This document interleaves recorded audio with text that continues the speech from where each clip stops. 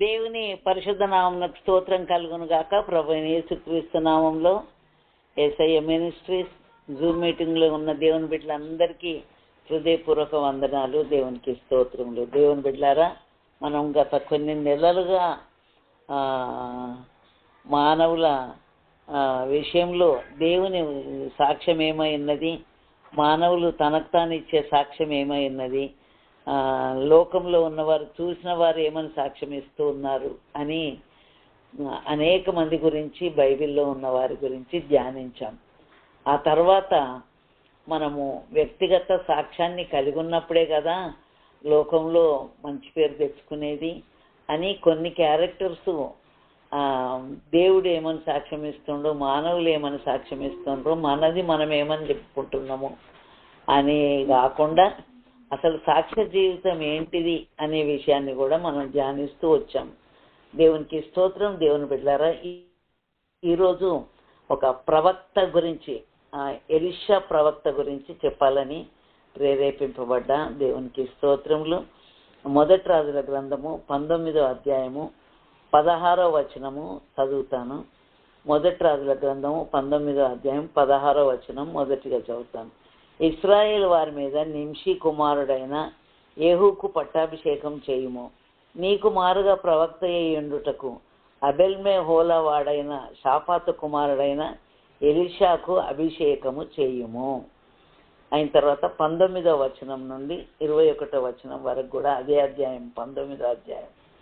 ఏలియా అతని నుండి పోయిన తర్వాత అతనికి షాఫాతు కుమారుడైన ఎలీషా కనబడెను. అతడు తన ముందరనున్న 12 అరకల ఎడ్ల చేత దున్నించుచు 12వ అరక తాను తోలుచుండెను. ఏలియా అతని చేరబోయి తన దుప్పటి అతని మీద వేయగా అతడు ఎడ్లను విడిచి ఏలియా వెంట పరిగెత్తి, నేను పోయి నా తల్లిదండ్రులను ముద్దు పెట్టుకొని తిరిగి వచ్చి నిన్ను వెంబడించేదనని చెప్పి అతన్ని సెలవడగగా అతడు, పోయి రమ్ము, నా వల్ల నీకు నిర్బంధం లేదని చెప్పాను.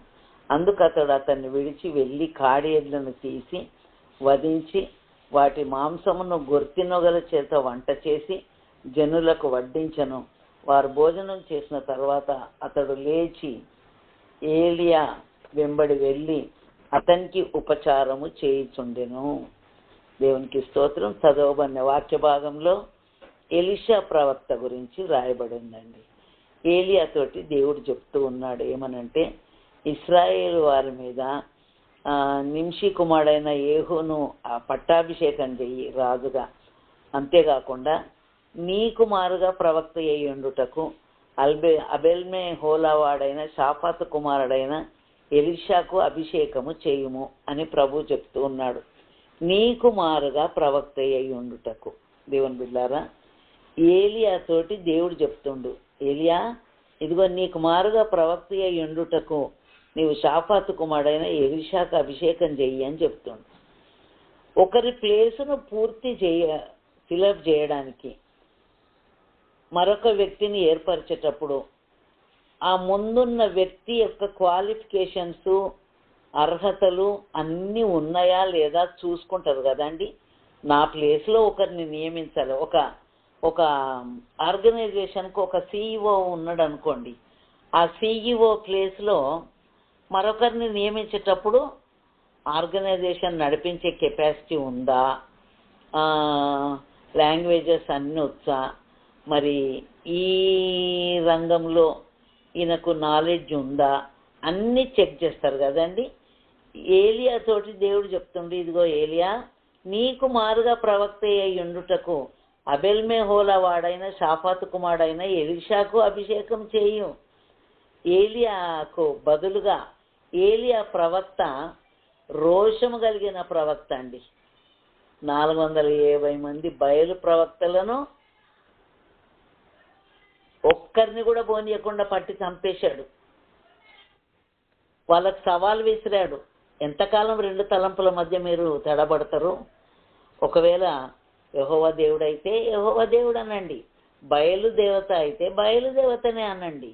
అంతేగాని కొన్నిసార్లు ఇక్కడ, కొన్నిసార్లు అక్కడ, కొన్నిసార్లు వాళ్ళు దేవుడు, కొన్నిసార్లు వీళ్ళు దేవుడు, ఇలాంటి 2 తలంపులు వద్దు అని సవాలు విసిరి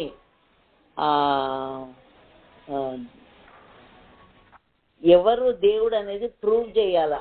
నేను ఒక షరతు పెడుతున్నా, షరతు ప్రకారంగా కందకం దవ్వి నీళ్లు పోసి నిప్పేమెయ్యకుండా అగ్ని వచ్చి దహించేది ఎవరు చేస్తే, బయలు ప్రవక్తగా మీరు కోరుకున్న వారిని మీరు చేస్తేనేమో నేను ఓకే అంట. లేకపోతే యెహోవా దేవుడు అని నేను అన్నప్పుడు నేను ఆ యొక్క కందకము తవ్వి నీళ్లు పోసి ఆ నిప్పేమి వేయకుండా అగ్ని చేత దహిస్తే మీరు ఈ యెహోవా దేవుడే దేవుడు అని ఒప్పుకోవాలా అని బయలు ప్రవక్తలతోటి సవాలు విసిరి ఆ సవాల్లో జయం పొందిన తర్వాత బయలు ప్రవక్తలుగా ఉన్న 450 మందిని చంపి పడేశాడండి. ఒక్కరిని ముట్టుకోవడానికి ఎంత ధైర్యం కావాలో. ఒక చిన్న గుడి రోడ్డు మీద ఉంటే ఆ రోడ్డు మీద ఆటంకంగా ఉందని తీసేయడానికి అబ్బా ఎన్ని పోలీసు బలగాలను ఎన్ని వ్యాన్లను తెచ్చిపెట్టి తీస్తారో చెప్పొద్దు. కొందరైతే రాత్రికి రాత్రి చేసి పడేస్తారు. బైబిల్లో రాత్రికి రాత్రి చేసిన ఆయన కూడా ఉన్నాడు. ఎవరు? యెఫ్తా అనుకుంటా. బయలు విగ్రహాన్ని రాత్రికి రాత్రే తొలగించేసినట్టుగా మనం వాక్యంలో చూడవచ్చు. దేవుని బిడ్డలారా, ఈ యొక్క ఏలియా రోషము కలిగిన దేవుడు, రోషము కలిగిన ప్రవక్త, ధైర్యం కలిగిన ప్రవక్త, దేవుని కొరకు నిలబడిన ప్రవక్త. అంతేకాదు అగ్ని కురిపించాడు. నేనే గనక ప్రవక్తనైతే ఆకాశం నుండి అగ్ని దిగి నిన్ను నీతో పాటు 50 మందిని దహించునుగాక అని ఆ యొక్క రాజు పంపించిన, నేను అది పోర్షన్ చదువుతానండి. మొదటి రాజుల గ్రంథము మొదటి అధ్యాయంలో, మొదటి రాజులు కాదు, రెండవ రాజుల గ్రంథము మొదటి అధ్యాయంలో ఏలియాను పట్టుకురమ్మని షోమ్రోన్లోనున్న ఇశ్రాయేలులో దేవుడు అన్నవాడు లేడనుకొని ఎక్రోను దగ్గరికి పంపించిండు. ఎవరు? ఈ అహజ్యా అనే ఇశ్రాయేలు రాజు పంపిస్తే మళ్ళీ అక్కడికి పంపిందే కాకుండా ఏలియా దగ్గరికి పోయి నాకు వచ్చిన రోగము పోతుందా, బాగైతనా నేను అని అంటే, నువ్వు ఇశ్రాయేలులో దేవుడు లేడనుకొని ఎక్రోను దేవత దగ్గరికి పంపించినవా నువ్వు? అయితే నువ్వు ఎక్కిన మంచం దిగవు, నువ్వు చనిపోతావు అని చెప్పేస్తాడు.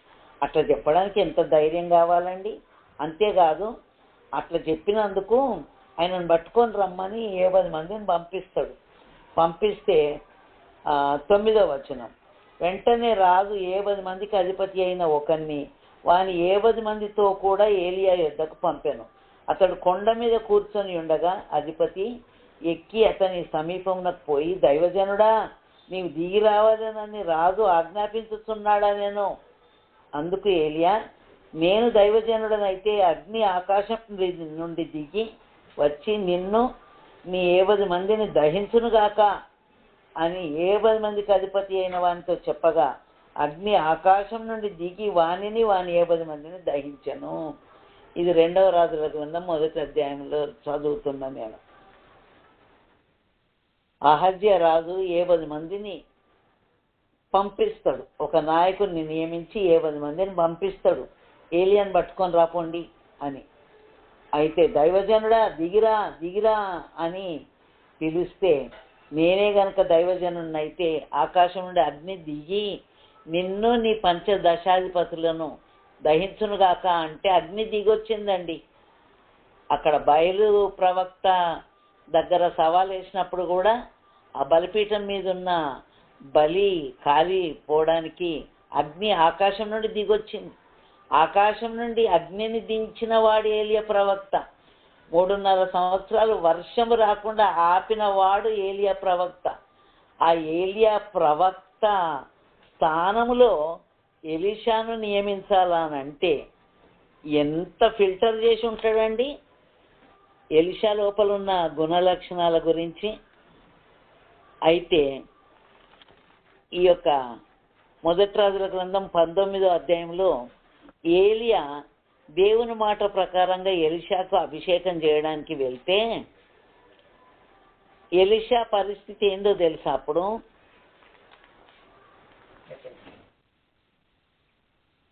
12 అరకలను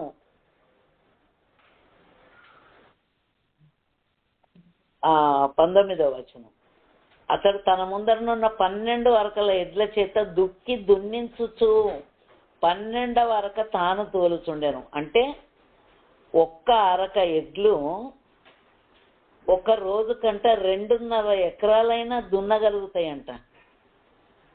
అంటే 12 అరకల ఎడ్ల చేత దుక్కిస్తుండంటే ఎంత పెద్ద పొలం ఉందో చూడండి మీరు ఆయనకు.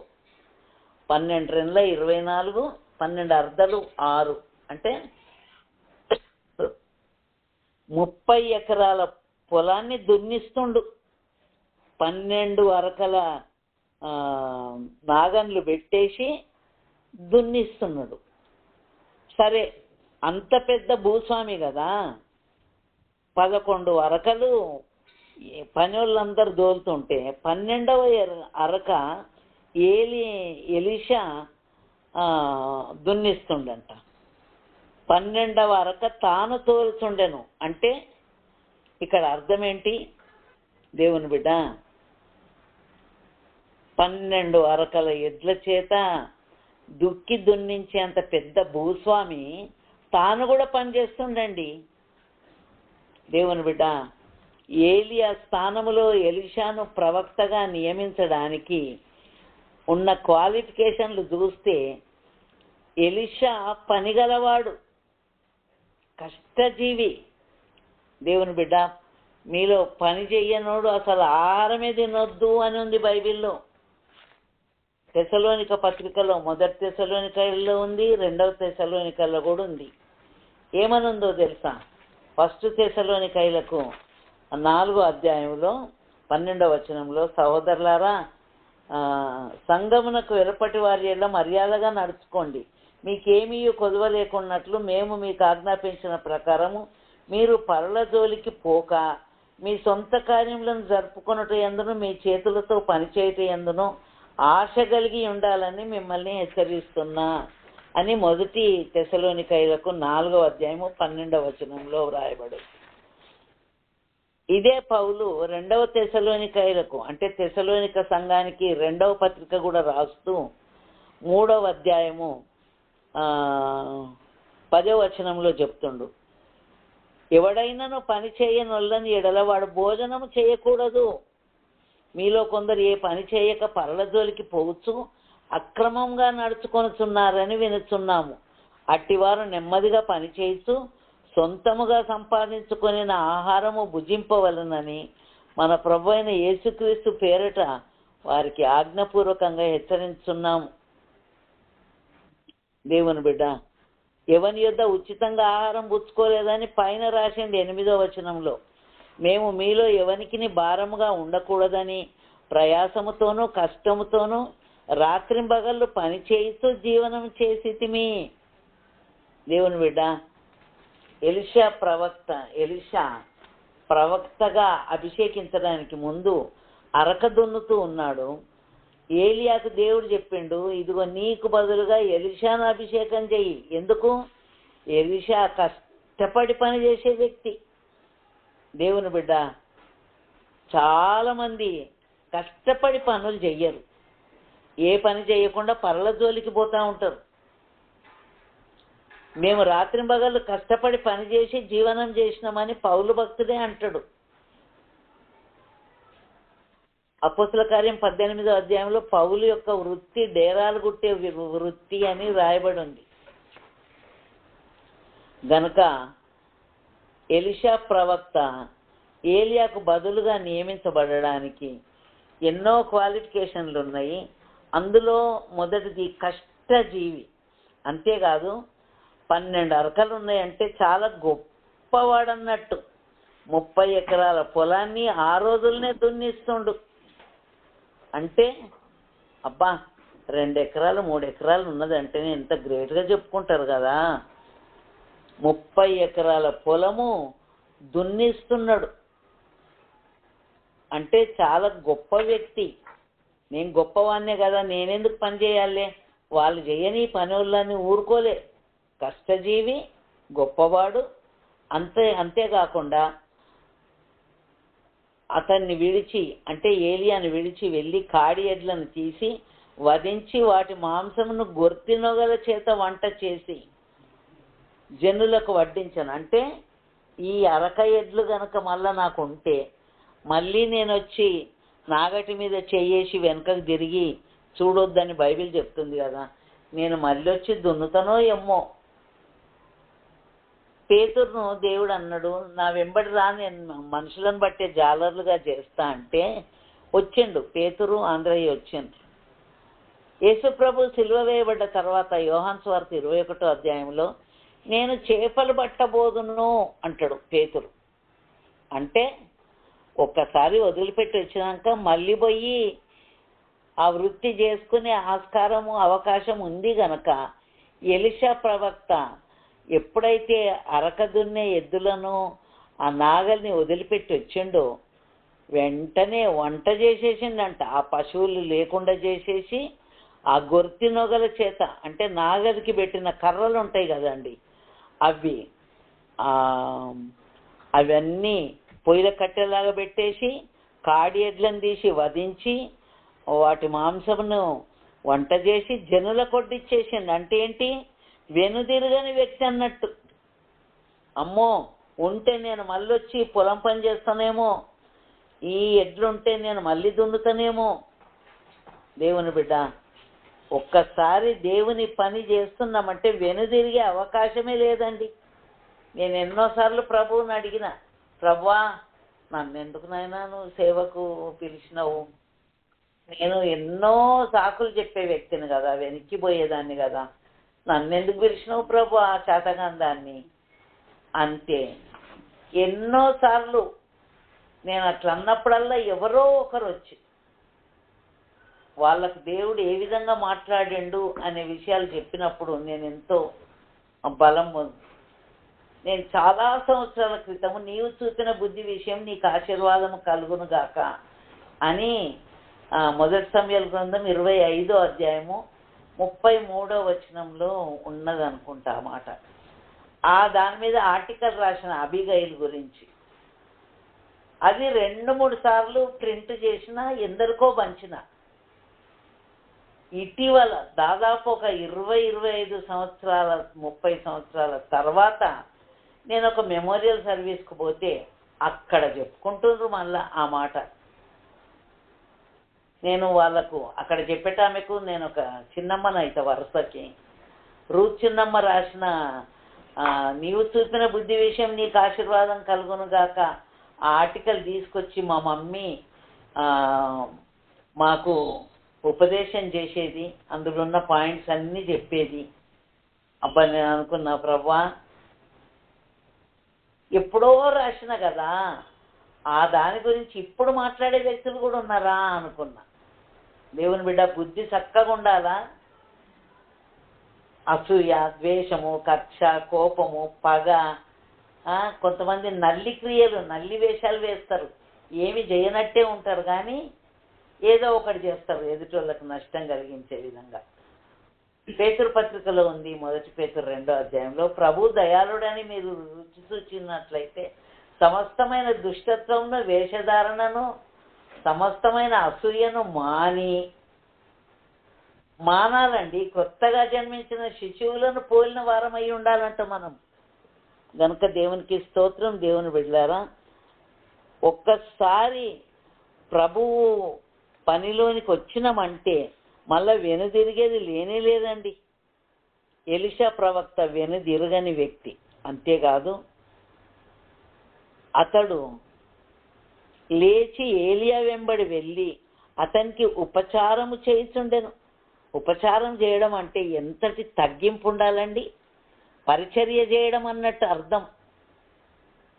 కొంతమంది ఎంతసేపు ఎదుటోళ్ళకి చెప్పడమే, ఉపచారం చేయరు. యేసు ప్రభు దగ్గర అనేక మంది స్త్రీలు ఉపచారం చేశారని రాయబడి ఉంది.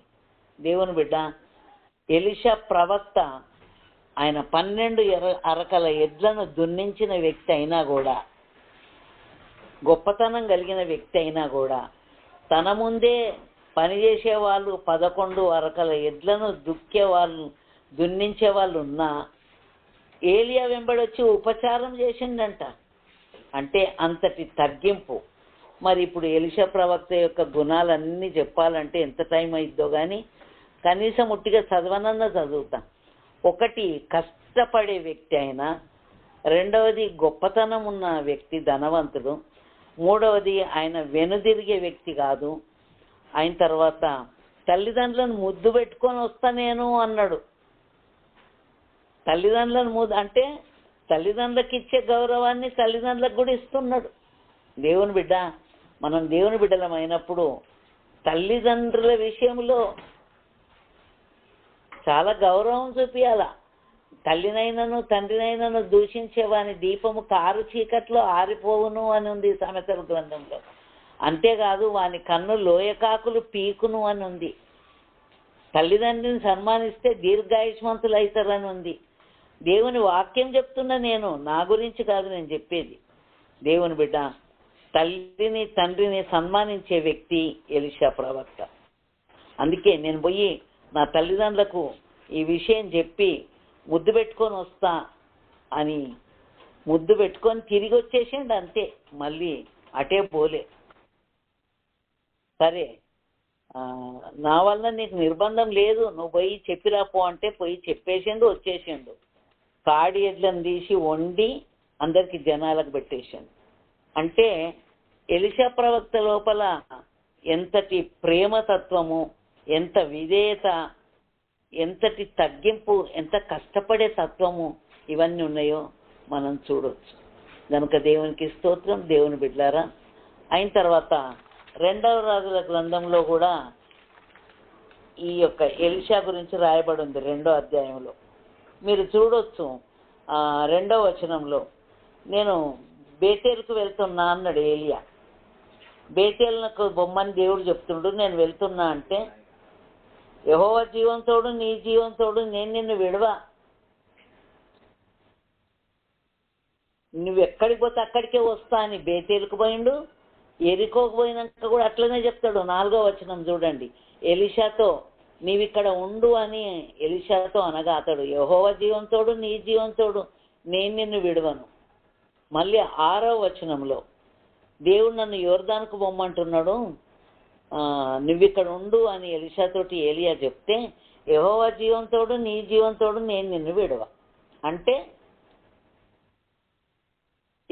బేతేలుకు పోయిండు, ఎరికోకు పోయిండు, యోర్దానుకు పోయిండు. ఇక్కడ ఉండు నువ్వు అని అంటే నేనుండా. ఎందుకు? నాకు 2 పాళ్ళ ఆత్మ కావాల. దేవుడు నన్ను నీ ఎదుట నుండి తీసుకొని పోకముందు నీకేం కావాలి ఎలీషా అంటే, నాకు 2 అంతల ఆత్మ కావాలన్నాడు. దేవుని బిడ్డ, గేహజ్ అన్నాడు అండి అట్లా 2 అంతల ఆత్మ కావాలని. ఆ నయమాను దగ్గరికి పోయి వెండి బంగారాలు తెచ్చుకున్నాడు, వెండి బంగారాలతోటి కుష్ఠరోగం కూడా తెచ్చుకున్నాడు. ఎలీషా ప్రవక్త ఏలియా ప్రవక్త దగ్గర ఉపచారం చేయడమే కాకుండా నీకున్న ఆత్మలో 2 అంతల ఆత్మ నాకు కావాలా అని అడుగుతున్నాడు. అంటే పట్టుదల కలిగిన వ్యక్తి. అంతేకాదు, మీకు రెఫరెన్సులు కావాలంటే నేను చెప్తాను, మీరు రాసుకోవచ్చు. పట్టుదల కలిగిన వ్యక్తి 2వ రాజుల గ్రంథం 2వ అధ్యాయము 2వ వచనం, 4వ వచనం, 6వ వచనం. అయిన తర్వాత నాకు డబుల్ పోర్షన్ ఆత్మ కావాలా అని ఏలియాను అడుగుతుంది. అయిన తర్వాత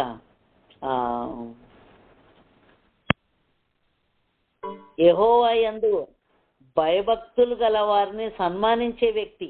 ఎందుకంటే 2వ రాజుల గ్రంథం 3వ అధ్యాయంలో ఇక్కడ యెహోవా ప్రవక్తలు ఎవరైనా ఉన్నారా అంటే, ఏలియా చేతుల మీద నీళ్లు పోయిచు వచ్చిన షాఫాతు కుమారుడైన ఎలీషా ఇక్కడ ఉన్నాడని చెప్పగా, ఎవరినన్నా పరిచయం చేస్తే వాళ్ళు పలానా ఆఫీస్లో పిఏ ఉన్నాడు చూడు, పలానా ఆఫీస్లో సూపరింటెండెంట్ ఉన్నాడు చూడు, అట్లా చెప్తాం మనం గొప్పగాని.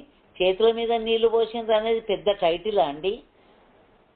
ఏలియాకు ఎలీషా ఉపచారం చేసిండు, చేతుల మీద నీళ్లు పోసిందట ఎలీషా. ఆ మాట కూడా దేవుడు వదిలిపెట్టలేదంటే ఎలీషా తగ్గింపు కలిగిన వ్యక్తి. అంతేకాదు ఇశ్రాయేలు రాజు, ఏదోము రాజు,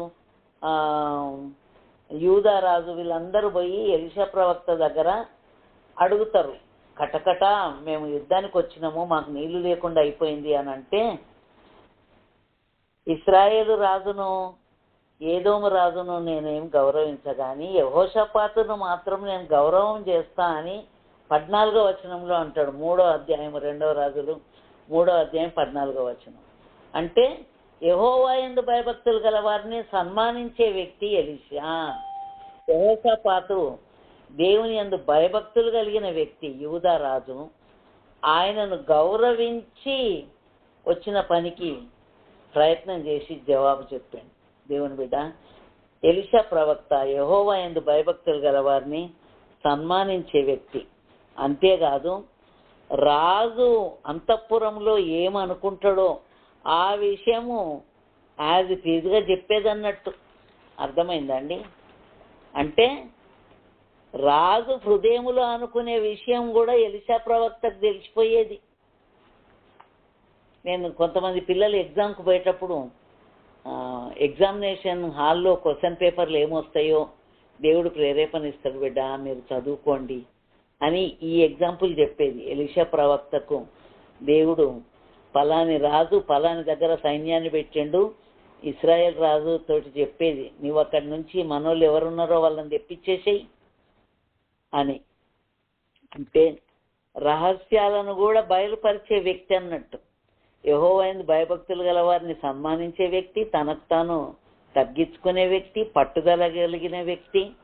దేవుని ఆత్మ 2 పాళ్ళు ఆయన మీద ఉంది, ఏలియా మీద ఉన్న ఆత్మ. అయిన తర్వాత ఇంకొక 2-3 చెప్తా.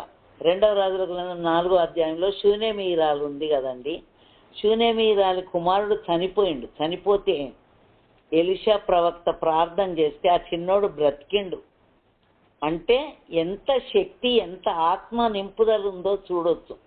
అంతేకాదు ఎలీషా చనిపోయినాక 1 ఇయర్కు మోయాబీయులు ఒక శవాన్ని పాతి పెడుతున్నప్పుడు ఆ ఎలీషా శల్యములకు ఎముకలకు తగిలి లేచి కూర్చున్నాడట.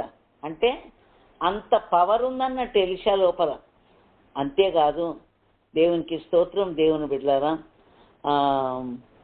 6వ అధ్యాయంలో ఈ 2వ రాజుల గ్రంథం 6వ అధ్యాయంలో శత్రురాజు వచ్చినప్పుడు ఇశ్రాయేల్ రాజు అంటాడు, వాళ్ళని కొట్టాలనా అని అంటే, లేదు కొట్టొద్దు, శత్రువులను అట్లా కొడతారా, వాళ్ళకు భోజనం పెట్టమని, శత్రువులను ప్రేమించి భోజనం పెట్టమని చెప్తాడు.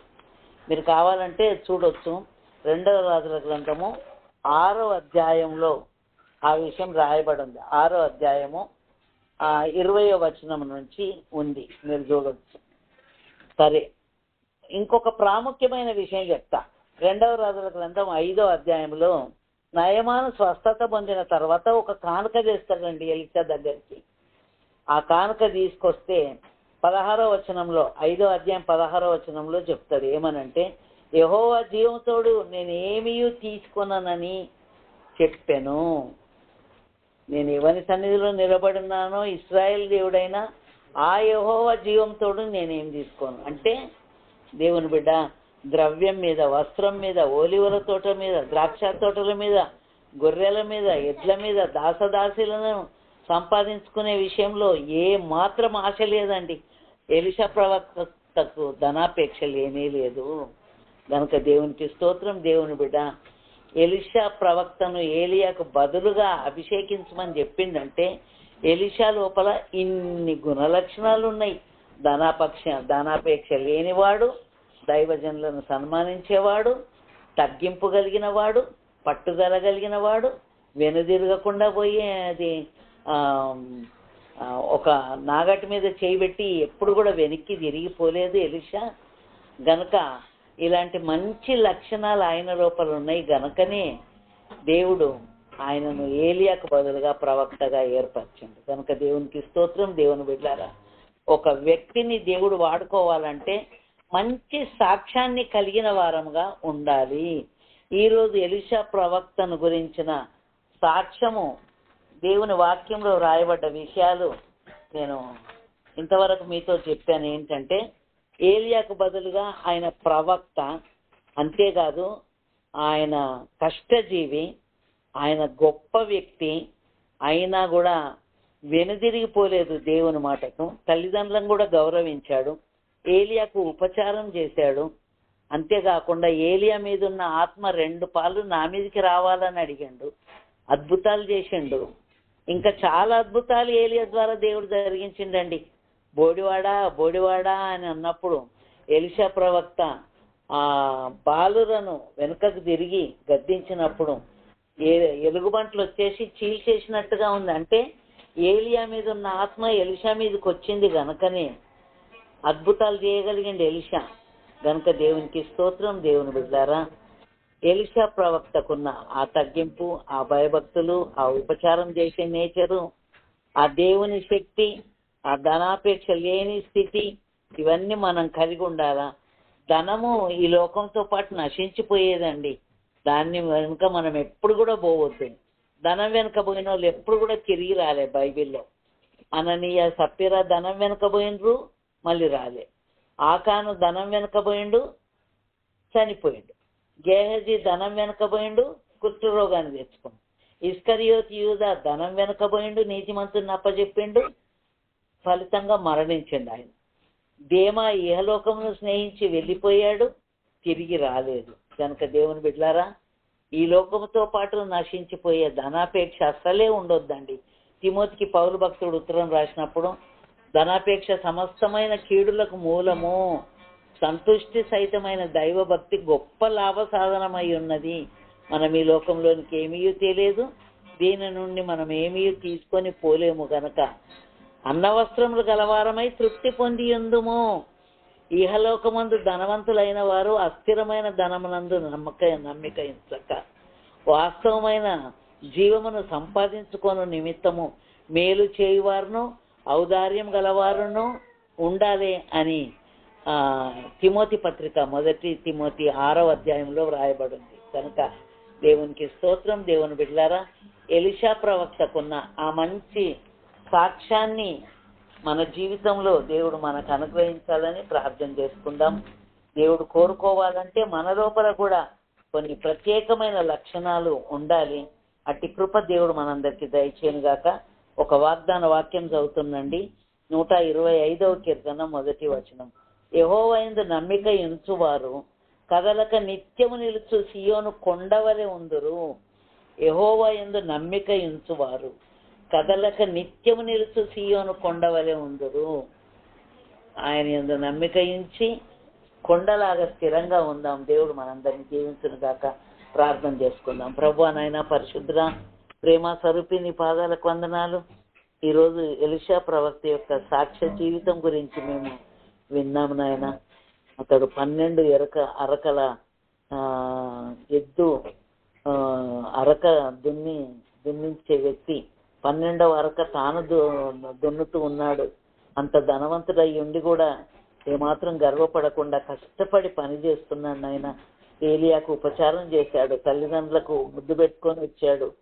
అంతేకాదు ప్రభువా, ఏలియా మీద ఉన్న ఆత్మ 2 పాలు నాకు కావాలని పట్టుదల కలిగి ఎరికోకు, బేతేలుకు, ఎరికోకు, యోర్దానుకు ఎక్కడ వదిలిపెట్టకుండా వెంటబడి వెళ్ళాడు నాయన. అవును నాయన, మాకు కూడా అలాంటి పట్టుదల కలిగిన జీవితం ఇయ్యి ప్రభా. ధనాపేక్ష లేని జీవితం ఇయ్యి ప్రభా.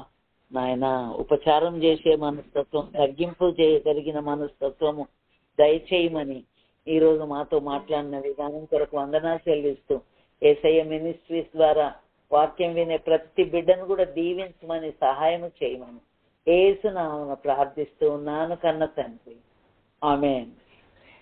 తండ్రి అయిన దేవుని ప్రేమయు, ప్రభు అయిన యేసుక్రీస్తు కృపయు, పరిశుద్ధాత్మ దేవుని నిత్య సమాధానము, సహవాసము, ఆదరణ, కాపుదల ఆయన సన్నిధిలో తలవంచిన బిడ్డలకు, సకల పరిశుద్ధులకు నిత్యము తోడైంది నడిపించును గాక.